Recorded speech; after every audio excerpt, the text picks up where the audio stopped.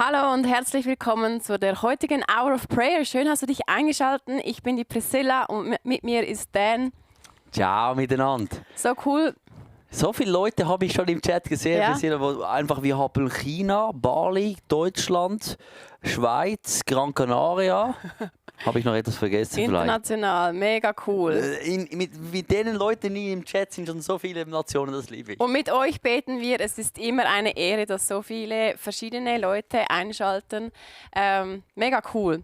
Wir greifen das Thema auf vom Sonntag. Leo predigte, dass die Auferstehung von Jesus immer wieder angezweifelt wird. Denn es ist der zentrale Punkt des Christentums. Wenn Jesus nicht auferstanden wäre, dann wäre er eigentlich nicht wirklich Gottes Sohn, oder? Aber die Auferstehung Jesus ist zentraler Punkt, oder? Sie ist das Herzstück, und diverse historische Quellen bezeugen und berichten davon, dass das wirklich passiert ist. Und das ist eigentlich das größte Wunder des Evangeliums, dass der Tod nicht das letzte Wort hat, weder bei Jesus, aber auch nicht in unserem Leben. Vielleicht hast du die Message vom Sonntag noch nicht angeschaut, dann mach das unbedingt, weil Leo zitiert gar nicht so Leo-Style, wie er auch selber sagte, ganz viele historische Quellen.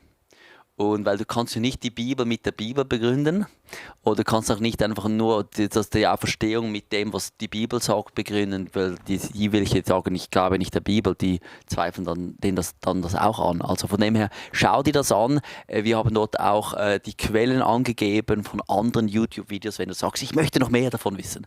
Aber heute werden wir praktisch, ja. Genau, und es ist einfach auch, er fordert uns dann das auch auf. Was macht diese Botschaft von dieser Auferstehung Jesus mit unserem Leben? Es macht uns fähig, dass wir von ihm erzählen dürfen, dass wir glauben dürfen und dass wir eben auch selber Zeugen sind. Und wir wollen gerade auch heute im Gebet Fokus darauf legen, dass wir befähigt werden, von Jesus und seiner Botschaft, von seiner Auferstehung zu erzählen. Und dafür möchten wir vor allem beten. Yes, hey. Ich glaube wirklich, die Stimme, die wir erheben dürfen als Nachfolger von Jesus, als Gläubige von Jesus, die an ihn glauben, das ist so entscheidend, weil ich denke, gerade so oft, wenn wir still sind, dann muss Gott eben die Steine brauchen, oder? Genau. Aber eigentlich hat er uns dafür beauftragt. Und ich finde schon noch, wie können wir, weil in dieser Gesellschaft, wo wir passen uns ein, wir wollen anständig, ist das schon eine Challenge. Also erlebst du das auch so? Ja, auf jeden Fall. Und es gibt ganz viele andere laute Stimmen, die oftmals lauter sind als wir Christen. Und das bricht mir oftmals das Herz. Und dann haben wir noch eine Vergangenheit, wo es ja früher auch die Leute, die waren etwas zu laut und dann zu aggressiv und dann merke ich, ja, das wollen wir auch nicht und dann, dann machen wir am liebsten gar nichts. Genau. Ja, darum wir beten dafür, dass wir auch mutig werden und sprachfähig werden. Amen. Und kommentiert doch auch in den Kommentaren, was habt ihr auch mitgenommen von der Message, aber was ist auch heute ganz speziell euer Anliegen in dieser Thematik. Ja, und wir starten mit dem ersten einfach Gebetspunkt. Ich möchte einfach Jesus zuerst einladen, dass wir uns auf ihn fokussieren, auch dass er uns Impulse gibt, Eindrücke gibt, vielleicht auch Menschen aufs Herz gibt. Wir wollen uns einfach zuerst öffnen für sein Reden. Mega gut. Mega starten wir. Ja, Jesus, wir wollen dich wirklich einladen. Du bist herzlich willkommen in dieser Hour of Prayer. Du bist herzlich willkommen dort, wo wir gerade sind, an einem Tisch, am Strand oder auf dem Weg, im Auto oder im Zug. Du bist willkommen und wir wollen jetzt einfach unseren Blick auf dich richten. Du kannst innerlich wirklich deinen Blick, setze ihn jetzt in diesem Moment auf Jesus, auf sein Kreuz, auf sein Gesicht oder was auch immer da kommt. Jesus, wir wollen dich jetzt einfach einladen. Du bist herzlich willkommen. Ich bete da mit der Gabriela: Vater im Himmel, bitte füll uns mehr mit deinem Geist und Feuer, dass wir deine Worte auf den Zungen haben. Wow, ja, genau. Amen. Amen. Ja, ich glaube, es ist mega wichtig in diesem Thema, dass wir Die Bibel redet viel davon, dass wir Glauben haben sollen. Oder auch Jesus fordert uns auf, habt Glauben, auch wenn es nur wie ein Senfkorn ist. Und dieses Senfkorn ist vielleicht gerade auch diese Entscheidung, auch wenn man ganz viel nicht versteht, aber diese Entscheidung, ja, ich glaube, Jesus, dass du auferstanden bist. Ich glaube, dass du Sohn Gottes bist. Aber ich glaube auch, dass du mein Umfeld, meine Familie, meine Freunde erreichen willst. Und ich möchte gerade als erstes für das beten, dass das Glaube in unserem Herzen kommt, dass wir wirklich plötzlich denken, ja, why not?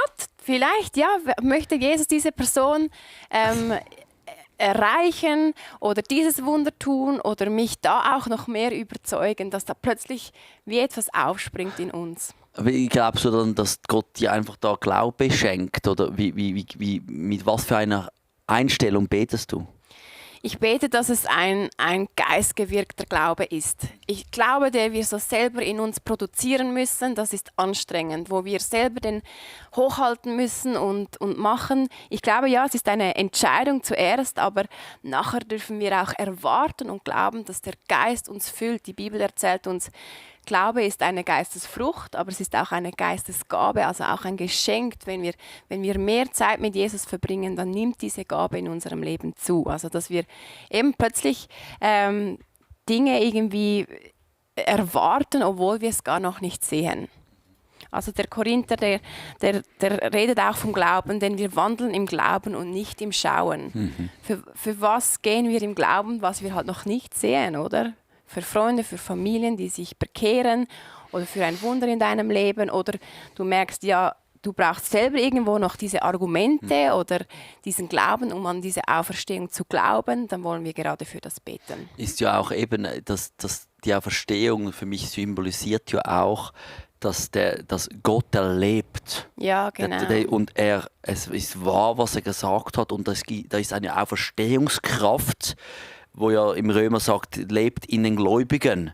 Die gleiche Kraft, die Jesus von den Toten auferweckt hat. Also wenn ich an das glaube, heißt das, ich glaube auch an die Kraft. Und das braucht dann eben schon, dann wird es persönlich. Ja, genau. Und ich merke, das ist vielleicht für dich zu Hause jetzt auch da. Und du sagst, ja, ich glaube, vielleicht bist du, ich glaube schon, ja, voll Jesus auferstanden. Aber Moment, was heißt denn das für dein Leben? Und dann plötzlich merken wir, da brauchen wir Glauben. Genau, und auch, dass diese Auferstehungskraft auch heute und jetzt noch in unserem Leben am Wirken ist. Yes, Jesus, wir wollen einfach beten und unser Glaube, den wir haben, ob es viel oder wenig ist, dir hingeben. Vielleicht ist er so klein wie ein Sandkorn, vielleicht ist er so groß wie ein Berg, aber wir wollen dir unser Glaube hingeben. Und wir wollen bitten, dass du ihn vermehrst, dass du ihn vervielfältigst, dass er zunimmt und dass er uns auch überrascht. Wir beten für deinen Geist, der diesen Glauben bewirkt. Es ist anstrengend, wenn wir das selber aus uns produzieren wollen, auch diese Kraft, sondern wir wollen bitten, dass du diesen Glauben uns auch schenkst und auch überfließt unser Leben mit Glauben an Wunder, mit Glauben an offene Herzen, mit Glauben an die Kraft von deinem Geist, von deinem Kreuz. Ja, und ich sage auch, ich setze meinen Glauben auf dich, Vater. Ja. Vielleicht möchtest du mit mir auch einfach beten und nochmal sagen, ich möchte glauben. Ich möchte mein Vertrauen auf dich setzen. Vater, ich möchte dir vertrauen mit meinem ganzen Leben. Und ich sage es auch meinem Verstand, der vielleicht dazwischen funkt. Vater, hilf mir, Vertrauen, auch wenn ich nicht sehe, auch wenn mein Verstand sagt, das passt doch nicht. Ich möchte den Glauben über das setzen, was ich sehe. Und ich entscheide mich auch mit diesem Gebet, dass ich eben glaube, dort, wo ich auch noch nicht sehe. Amen. Kommt mir auch in den Sinn, Prisi, auf den Vers, wo er sagt, ja, der Glaube kommt vom Hören des Wort Gottes. Also was wir hören, hat schon auch riesen Einfluss auf unser Leben, oder? Ja. Merkst du das bei dir? Ja, also wenn mir jemand erzählt, zum Beispiel, Ich habe das immer wieder, dass Menschen mir erzählen, was sie träumen und was sie da erleben, was Gott ihnen dazu sagt. Dann bewirkt das dann oftmals auch mega Glauben in meinem Leben. Oder wenn mir jemand erzählt, ja, was er mit Gott erlebt, das brauchen wir. Wir brauchen die Gemeinschaft, das Hören voneinander, die Zeugnisse und eben, dass uns Menschen auch Zeugnisse geben. Ja.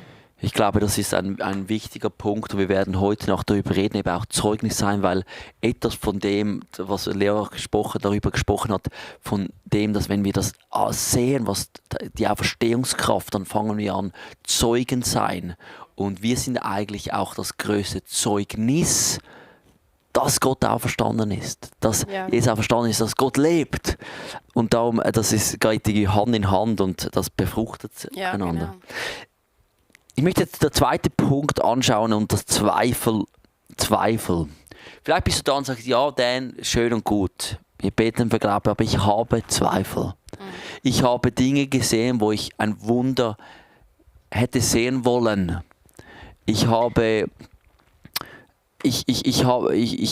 Vieles kann ich nicht einordnen. Und du bist vielleicht da wieder Thomas, der Zweifler, der war jünger, der war mit Jesus unterwegs und der hatte gezweifelt und wir lesen das im Johannesevangelium, dass er sagt, hey, zuerst muss ich deine Hände sehen. Nachdem Jesus auferstanden ist. Zuerst muss ich deine Hände sehen. Weil sonst glaube ich nicht. Und was mich bewegt ist, es gab ja auch da Pharisäer, die sagten, ich möchte zuerst Wunder sehen, dann glaube ich. Ja. Oder? Und da hat Jesus gesagt, nein, weißt du was, auch wenn ihr Wunder habt, ihr glaubt ihr trotzdem nicht. Ist er nicht darauf eingegangen. Bei Thomas ist er darauf eingegangen. Bei Gideon im Alten Testament hat er gesagt, du sendest mich dorthin, ich glaube dir nicht. Ich möchte zuerst ein Zeichen. Ist er darauf eingegangen. Ja. Was denkst du, was war eines der Schlüssel? Wieso geht ab und zu Gott, Jesus, den extra Schritt, wenn wir Zweifel haben und bei anderen, die sagen, zeig mir ein Wunder, sonst glaube ich nicht, sagt er, Moment, du glaube ohne ein Wunder zu sehen. Ja, glaubst du nicht, dass gerade bei den Pharisäern, er sieht ja in unsere Herzen, er sieht die Motive hinter unseren Fragen. Ist das Motiv, dem Glauben eine Falle zu stellen und es auszutesten, oder ist das Motiv unserer Fragen, ihn wirklich kennenlernen zu wollen, wirklich mehr wissen zu wollen mit dieser fragenden Haltung? Und ich denke, wenn Gott unser Herz sieht, das wirklich auch ringt, aber eigentlich ihn sucht und auch finden will, dann ist das eine ganz andere Sache, als wenn es ein Hinterfragen und Zweifeln ist, das runterreißen will und einfach Argumente finden will, das dagegen spricht, oder? Ja, das spricht mich an. Das spricht mich an, definitiv. Weil ich glaube auch, dass Gott ist ein Vater. Also er ist ein Vater. Er ist, wenn er mein Kind nicht mich irgendwie testen möchte, sondern er sagt, ich habe Angst, ich bin nicht sicher, haltest du mich auch wirklich? Ja.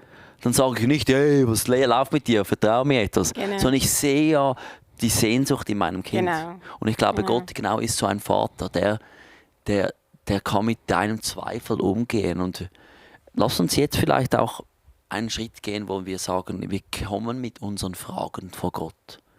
Aus einem Herz sagt Gott, ich möchte glauben, hilf meinem Unglauben. Ich suche Antworten, hilf mir. Ich suche dich. Ja.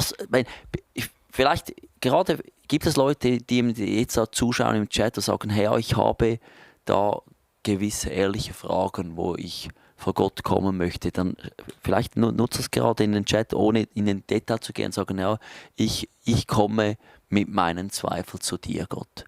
Als wie einen Schritt, wo du das Gebet so sagen kannst im Chat, aber dann beten wir das jetzt noch zusammen auch. Ist das gut? Yes, Vater, danke, bist du ein guter Vater, der uns an die Hand nimmt. Und wie der Thomas sagst du, okay, ich sehe, du sehnst dich nach Berührung mit mir. Und du hast es gemacht, Jesus. Du bist auf unsere Zerbrochenheit, auf unser sogar Unglaube eingegangen. Und ich bete jetzt gerade für jede Person, die am Chat ist und mitschaut und ehrliche Zweifel hat, ehrliche Fragen hat. Ich bete, dass du uns begegnest. Wie dem Thomas. Sei das durch Träume, durch Bibelverse, durch Zeugnisse von Menschen. Begegne du uns in unseren Fragen und Zweifeln. Wir kommen zu dir, weil wir bekennen, dass du bist Gott und wir sind es nicht. Und ich möchte auftun und ich bin mir bewusst, ich sehe nicht alles. Und ich weiß nicht alles und mein Verstand ist nicht alles. Aber hilf mir. Ich brauche dich, Vater. Ich habe einen Eindruck, dass ich einfach noch speziell Menschen segnen soll oder dafür beten soll, die sehr intellektuell funktionieren. Die vielleicht merkst du auch, vielleicht kommst du auch in der Richtung der Naturwissenschaften. Da ist der Glaube sehr etwas Abstraktes und eben vieles, wo man dann doch nicht beweisen kann. Und ich möchte einfach für dich beten, auch dort, wo du wirklich auch nochmals vertiefte Antworten brauchst, die bisher nicht beantwortet wurden, dass du die trotzdem finden kannst.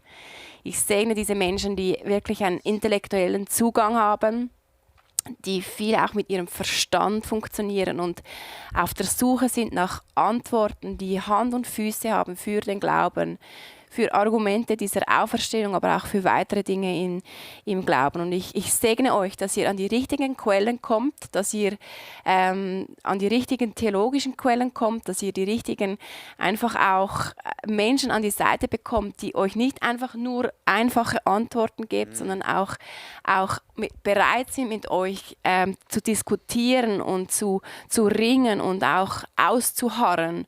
Wir haben einen Gott, der liebt es auch, einfach einen Weg zu gehen, auch auszuharren, aber er hat uns auch einen Verstand geschaffen und ich segne einfach dich, wenn du merkst, dein Verstand, der ist immer wieder Stolperstein, dass er dir nicht mehr Stolperstein ist, sondern wirklich ein Zeugnis wird und auch ein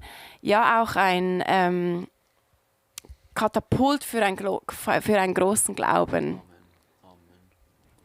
Amen. Ist mir noch der Petrus in den Sinn gekommen. Ja.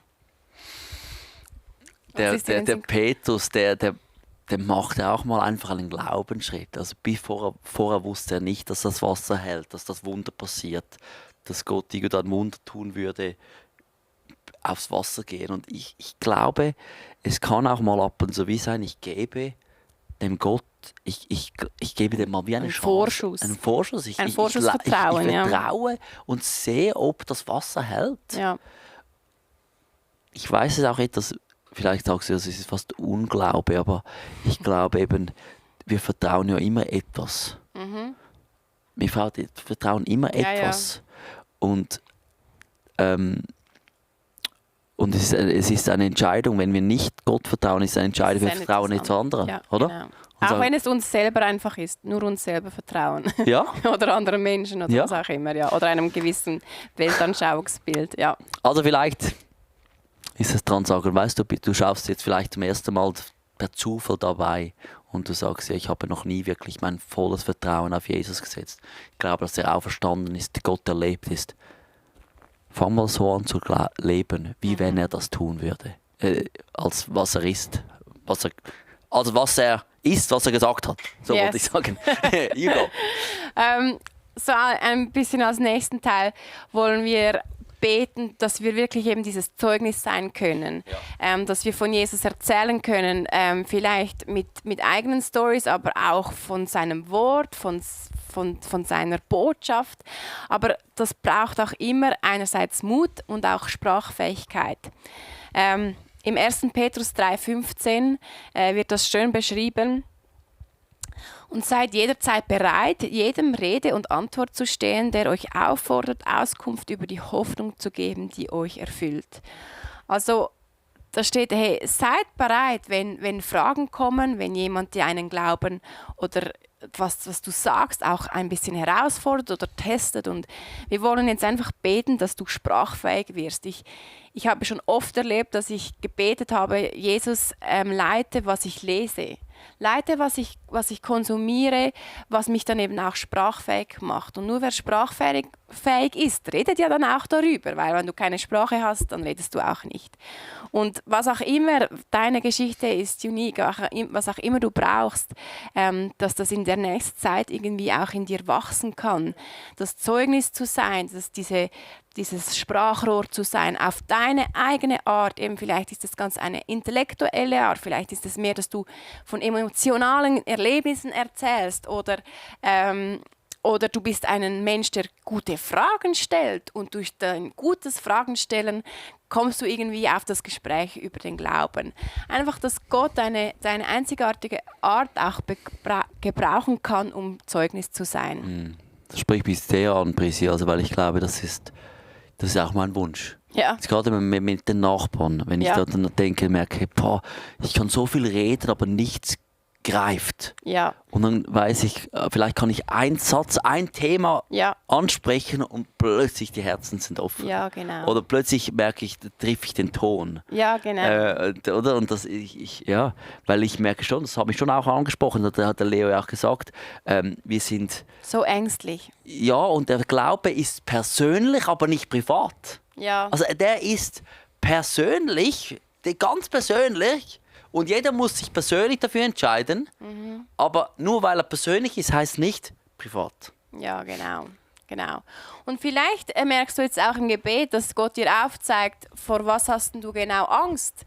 Was ist das, was dich hindert? Vielleicht kommst du auch gar nicht auf die Idee. Dann lass uns beten, dass wir mehr auf die Idee kommen, über den Glauben ins Gespräch zu kommen. Let's pray. Yes, Jesus, wir danken dir, dass du uns Sprachfähigkeit geben willst. Das ist wirklich ein Anliegen. Und ich segne uns, aber auch einfach uns alle, dass wir das erhalten, dass wir auch gelehrt werden von dir und auch von anderen Menschen, wie über dich zu reden, wie dein Evangelium zu verkünden. Was sind denn die Nuancen davon? Was ist denn eben dieser Ton von unserer Story, den wir bringen können? Und ich bete auch für Mut. Dort, wo es dich wirklich Mut braucht, dort, wo du auch Angst vielleicht hast vor Zurückweisung, dass sich Leute über dich lustig machen oder dich bloßstellen, dass du von Gott Mut erhältst. Und wir wollen dich jetzt einfach fragen, was sind vielleicht neue Schlüssel, die du uns geben möchtest, um Zeugnis von dir zu sein? Ist es unser Humor? Ist es unser Intellekt? Ist es unser Fragen stellen oder einfach, ob wir Leute einladen oder von unseren Erlebnissen, unseren Eindrücken, unserem Bibellesen erzählen? Was sind die Schlüssel, die wir jetzt einfach von dir bekommen? Lass uns einfach einen Moment auch auf Gott hören.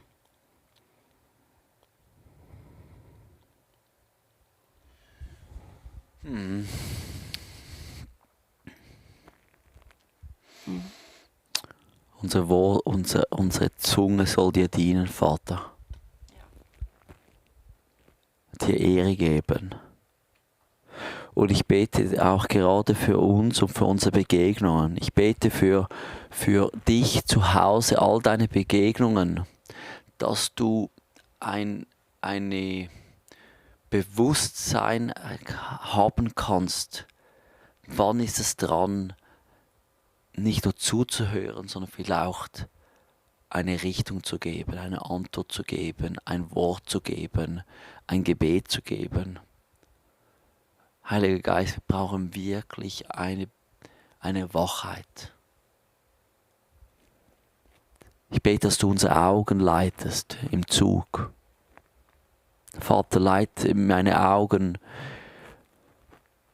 im Office, dort wo ich arbeite, in meiner Familie. Wann ist es dran, innezuhalten, Pause zu gehen und sagen, hey, jetzt ist ein Gott-Moment. Jetzt ist dran, mein Zeugnis zu erzählen. Jetzt ist dran zu sagen, aber ich glaube, Gott möchte etwas tun. Jetzt ist dran zu beten. Und ich bete auch, dass das nicht aus einem Druck kommt und dann irgendwie so versandet wieder, aber aus angestoßen von dir, Heiliger Geist. Gefüllt mit Freundlichkeit und Liebe und Barmherzigkeit.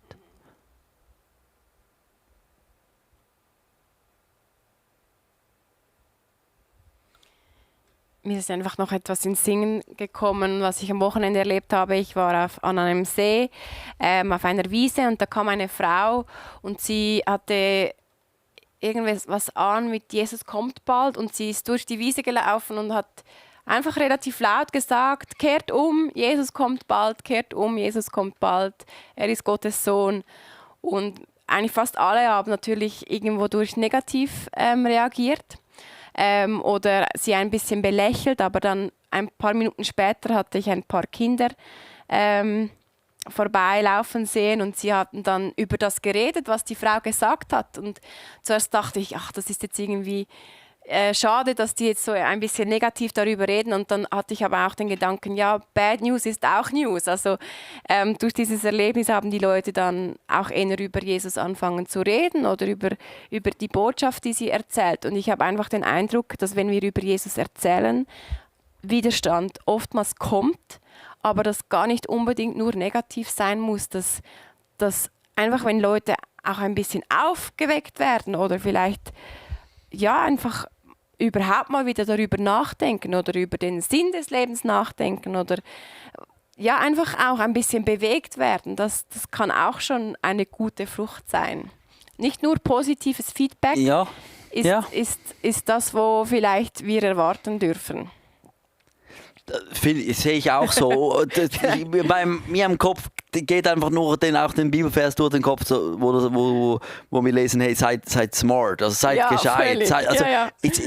Ich sehe ab und zu auch Leute, die dann aufstehen und denken, ich weiß jetzt nicht, ob das Effektivste ist. Ja. Aber ich möchte, vielleicht braucht es das. So. Ich meine, der Johannes der Täufer war ein komischer Katz. Ja, genau. Also der war ja so ein Typ. Aber irgendwie in dieser Zeit hat das trotzdem gepasst, weil sie haben auf so etwas gewartet. Also es waren weniger fremd als heute ab und zu einige Leute fremd sind, aber es war trotzdem komisch. Also von dem her, stimmt. Nur weil es komisch ist, ist nicht, dass es falsch ist, aber wir brauchen trotzdem Weisheit. Das wäre jetzt auch nicht meine Art gewesen, so von Jesus zu verkündigen, das ist nicht mein Punkt. Aber was mein Punkt ist wirklich, dass wenn Widerstand kommt, dass dann das nicht gerade ein Zeichen ist, dass wir es nicht mehr tun sollen. 100%, sehe ich auch so. Auf die Art und Weise, die Gott uns danach auf das Herz gibt, um das zu tun. Hey, wir haben noch 2 Themen. Oder möchtest du noch etwas anfügen? Nein, das ist es. Das ist gut.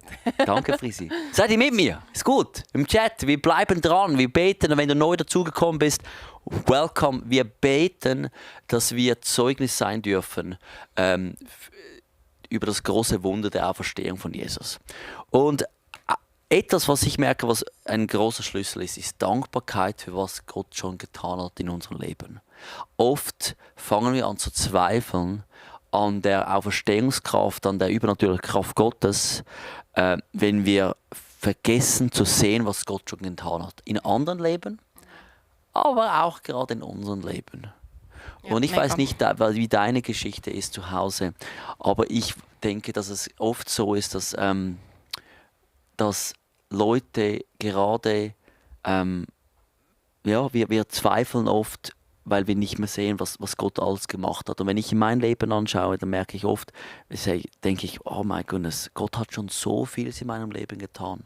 Und wenn ich darüber nachdenke, dann erfüllt mein Herz, erfüllt Dankbarkeit mein Herz. Aber das Krasse ist, es ist so kein Zweifel mehr, Gott ist gut und er macht etwas. Und ich denke, diese Dankbarkeit und diese Überzeugtheit von, hey, schau, das hat er in meinem Leben gemacht, das macht mich sprachfähig und hilft mir auch, Zeugnis zu sein. Wie Jeo in der Predigt gesagt hat, wir sind eigentlich der größte Beweis der Auferstehungskraft von Jesus. Dass Gott heute noch lebt, dass er heute noch vergibt, dass er heute noch mit seinem Frieden kommt.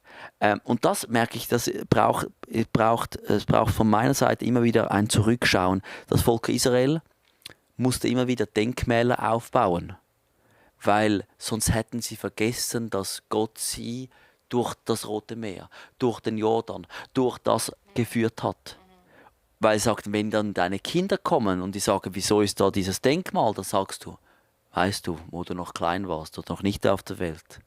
Weißt du, früher war ich nicht immer so ein liebevoller Daddy. Weißt du, früher hatte ich Mühe mit dem. Weißt du, ich war wenn du anfängst zu erzählen, dann kommt Power. Und das, ich glaube, ist so entscheidend, also Dankbarkeit. Lass uns beten für das, ist es gut? Super. Hä? Unbedingt. Du darfst im Chat auch einfach gerade reinschreiben. Machen wir eine Was bist du Praise Chat dankbar? Party. Ist gut? Ja, super. Für was bist du dankbar? Praise, ich sag's ihm. Ich bete es gerade. Ja, Vater, wir sind wirklich dankbar, dass du uns einfach auch dein Wort gegeben hast, die Bibel, die auch dein Zeugnis ist. Ich bin dankbar, was du in meinem Leben schon gemacht hast, für alle Begegnungen und Liebesbeweise, die du geschickt hast, die du erzählt hast. Und wir wollen uns wirklich zurückerinnern, auch an unsere erste Liebe, an all die Erlebnisse, die wir schon mit dir gemacht haben. Das war nicht einfach warme Luft, sondern das warst du. Und gerade vielleicht auch in Dürstezeiten wollen wir auf auch Vergangenes zurückblicken, auf unsere Story, auch auf diese Veränderung in unserem Herzen, die wir gemacht haben. Wir sind nicht mehr die gleichen Menschen, wie wir vielleicht vor einem Jahr oder 5 Jahren waren, sondern du hast uns geheilt, du hast uns befreit, du hast uns erneuert und für das sind wir dankbar.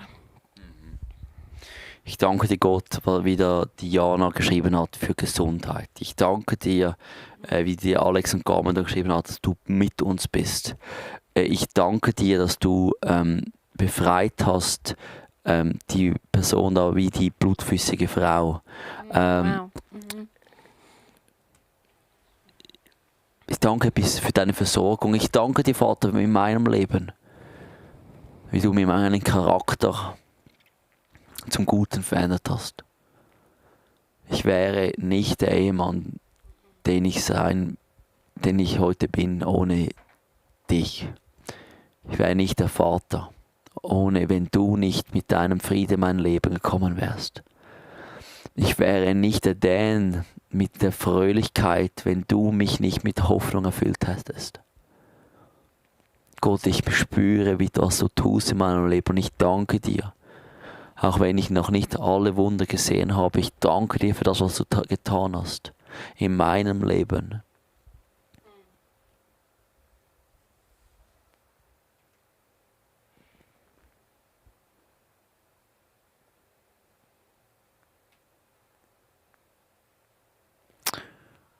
Amen. Leute sagen, dass Gott sie geduldig gemacht hat.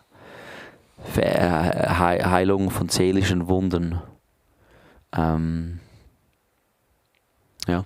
Wir sind alles kleine Beweise für Gottes Existenz, oder? Unsere Story ist Zeugnis für ihn.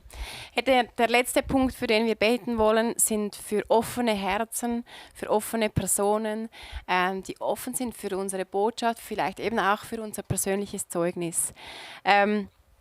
Ich liebe das Bild so von dieser offenen Türe. Es gibt Türen, die sind sperrangelweit offen. Du kannst einfach hindurchlaufen. Das sind vielleicht Menschen in unserem Umfeld, die kommen und sagen, hey, erzähl mir mal von deinem Gott. Das sind so offene Türen. Dann gibt es aber vielleicht auch Türen, die sind so ein bisschen angelehnt, aber die sind eigentlich offen, aber vielleicht muss man mal die Klinke drücken. Und dann gibt es aber auch Türen, die vielleicht ganz verschlossen sind. Und wir wollen jetzt einfach beten, dass Gott uns aufzeigt, was sind Personen, die solche offenen, vielleicht offensichtliche offene Türen sind, aber vielleicht auch nicht auf den ersten Blick offen. Aber wenn man sie mal ein bisschen die Klinke drückt, springen die eigentlich auf. Für offene Herzen in unserem Umfeld beten wir zuletzt. Ist das gut? Gehen wir gerade ins Gebet. Ihr könnt auch Namen reinschreiben oder Personengruppen, die ihr speziell auf dem Herz habt, die ihr schon beten sind oder die im Gespräch sind. Dann beten wir auch gerade dafür. Ja, Vater, offenbar du uns offene Menschen. Vielleicht kommt jetzt gerade ein Name oder eine Person in deinen Kopf, wo du merkst, ja, da willst du dranbleiben. Für diese Person möchtest du beten, mit dieser Person möchtest du ins Gespräch kommen über diesen Jesus. Und ich möchte auch beten für fragende Menschen. Es gibt es nichts Schöneres als Menschen, die mit offenen Fragen auf uns zukommen. Und das gibt es auch. Das ist auch eine Möglichkeit, dass plötzlich Mitarbeiter bei deiner Arbeit anfangen zu fragen, erzähl mal, was machst du eigentlich da in der Kirche? Oder erzähl mal von deinem Glauben. Und wir einfach auch einen leichten Weg haben. Und ich bete für vorbereitete Werke, dass du die Herzen, die locker sind, die offen sind, dass die sich zeigen. In den nächsten Tagen, in den nächsten Wochen sollen sie sich zeigen. Und offenbar du uns aber auch die verschlossenen Türen, dass wir für sie anfangen zu beten und zu fasten. Und wir stehen ein und beten für offene Herzen, für einen offenen Geist, für die Natascha, die Simon, für die Annemarie, die Eva Susanna, für Axel, für die Svenja, für die Larissa, für den Rolf, den David, die Astrid, der Leon.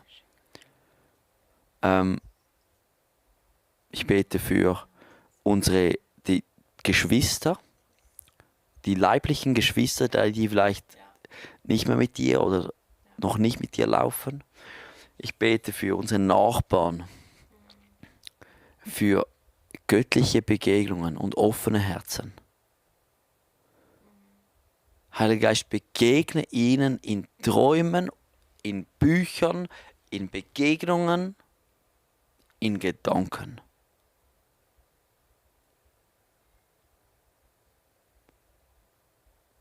Ja, und brich auch unsere Herzen, dass es uns nicht gleichgültig ist, sondern wirklich auch unsere Herzen berührt, wo wir merken, ja, das berührt uns und das bricht auch unsere Herzen für Menschen, die dich noch nicht kennen. Es braucht auch einen Schmerz und auch eine Not in unseren Herzen, das uns bewegt, einfach dein Evangelium zu verkünden. Und da bete ich auch, dass du dich einfach auch immer wieder uns auch mitteilst, auch was dein Herz und deine Gedanken über unsere Mitmenschen sind. Und zum Schluss wollen wir einfach bei der Waffenrüstung im Epheser 6 ist ein Teil, man steht in die Schuhe, in die Bereitschaft, das Evangelium zu verkünden. Das wollen wir jetzt einfach noch zum Schluss machen. So könnt ihr es euch vorstellen, ihr geht so in so Stiefel rein, in so Schuhe rein, der Bereitschaft, das Evangelium zu verkünden. Und das ist eine geistliche, das sind geistliche Schuhe, die wir einstehen dürfen, die uns auch Halt geben, die eben auch geistgewirkt sind und mit denen wir vorwärts gehen können. Ja, Jesus, wir stehen in diese Bereitschaft herein, dein Evangelium zu verkünden, auf unsere Art, die du es uns auf das Herz gibst, für die Menschen, die wir gerade im Umfeld haben. Und ich danke dir für deine Leitung, für dein Wirken in unserem Leben, dass wir Zeugnis sind für dich und leite einfach unsere Begegnungen. Amen. Amen. Berührt mich jetzt gerade noch, weil dass die Bereitschaft, das Evangelium zu erzählen, wie du sagst, gehört zu der Waffenrüstung. Ja, genau. Das heißt, es ist ein Schutz, ein Schutz wenn und wir ein anfangen zu erzählen, hilft es uns, im Glauben zu bleiben. Auch. Genau. Das ist noch krass. Ja, Gut. und auch das Schild vom Glauben ist auch ein Teil der Waffenrüstung. Also das Schild des Glaubens, das haben wir auch am Anfang ja dafür gebetet, das auch zu ergreifen. Wir glauben, wir gehen dafür. Wir sind ausgerüstet und befähigt, Zeugnis zu sein.